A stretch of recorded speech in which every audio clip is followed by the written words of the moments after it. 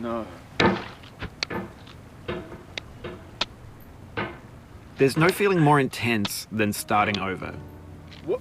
If you deleted your homework the day before it was due, as I have, or if you left your wallet at home and you have to go back after spending an hour in the commute. If you won some money at the casino and then put all your winnings on red but it came up black. If you got your best shirt dry cleaned before a wedding and then immediately dropped food on it. If you won an argument with a friend and then later discovered that they just returned to their original view. Starting over is harder than starting up. If you're not ready for that, like if you've already had a bad day, then what you're about to go through might be too much. Feel free to go away and come back. I'll be here. Alright, thanks for coming with me on this trip. I'll understand if you have to take a break at any point. Just find a safe place to stop and quit the game. Don't worry, I'll save your progress, always, even your mistakes. This game is a homage to a free game that came out in 2002, titled Sexy Hiking. The author of that game was Jazuo, a mysterious Czech designer who was known at the time as the father of B games.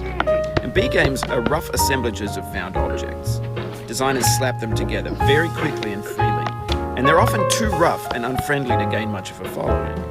They're built more for the joy of building them than as polished products. In a certain way, Sexy Hiking is the perfect embodiment of a B game. It's built almost entirely out of found and recycled parts, and it's one of the most unusual and unfriendly games of its time. In it, your task is simply to drag yourself up a mountain with a hammer. And that act of climbing, in the digital world or in real life, has certain essential properties that give the game its flavor. No amount of forward progress is guaranteed. Some cliffs are too sheer or too slippery. And the player is constantly, unremittingly in danger of falling and losing everything. Anyway, when you start Sexy Hiking, you're standing next to this dead tree that blocks the way to the entire rest of the game. It might take you an hour to get over that tree, and a lot of people never got past it. You prod and you poke at it, exploring the limits of your reach and your strength, trying to find a way up and over. And there's a sense of truth in that lack of compromise. Most obstacles in video game worlds are fake. You can be completely confident in your ability to get through them once you have the correct method or the correct equipment or just by spending enough time. In that sense, every pixelated obstacle in Sexy Hiking is real. The obstacles in Sexy Hiking are unyielding, and that makes the game uniquely frustrating. But I'm not sure Jazuo intended to make a frustrating game. The frustration is just essential to the act of climbing, and it's authentic to the process of building a game about climbing. A funny thing happened to me as I was building this mountain.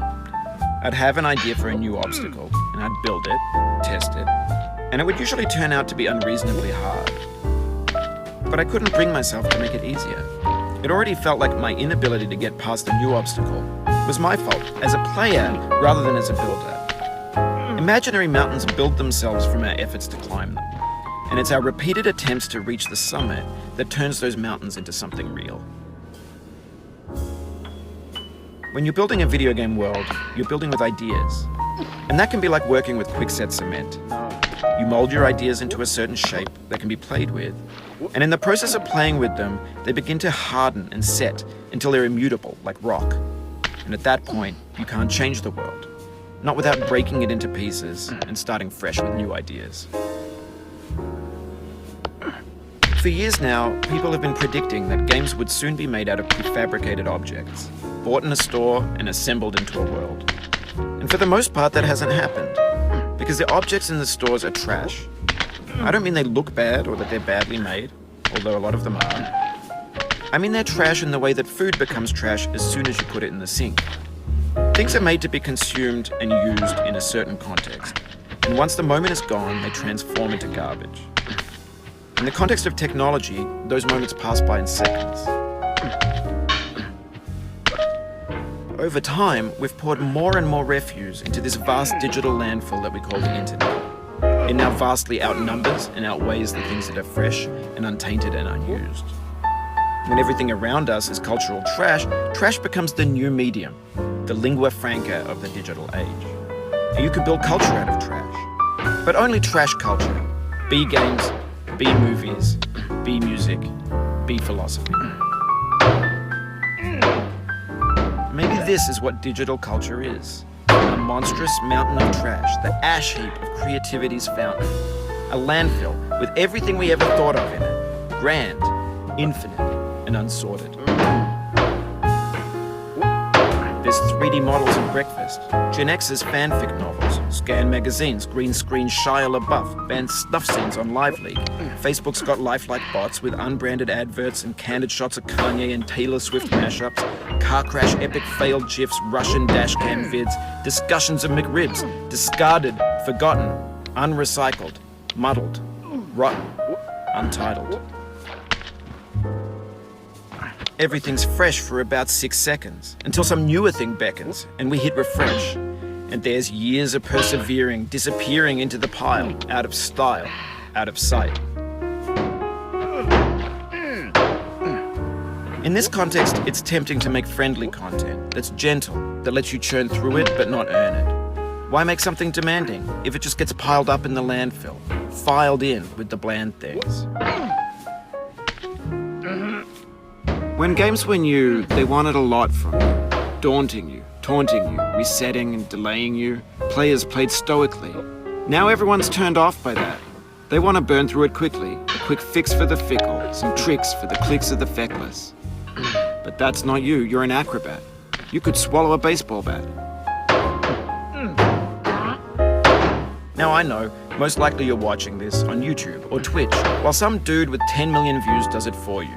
Like a baby bird being fed chewed up food. That's culture too. But on the off chance that you're playing this, what I'm saying is, trash is disposable, but maybe it doesn't have to be approachable. What's the feeling like? Are you stressed? I guess you don't hate it if you got this far. Feeling frustrated? It's underrated. An orange is sweet, juicy fruit locked inside a bitter peel. That's not how I feel about a challenge. I only want the bitterness. It's coffee. It's grapefruit. It's licorice. It feels like we're closer now. Composer and climber, designer and user. You could have refused, but you didn't. There was something in you that was hidden, that chose to continue. It means a lot to me that you've come this far, endured this much. Every wisecrack, every insensitivity, every setback you've forgiven me is a king.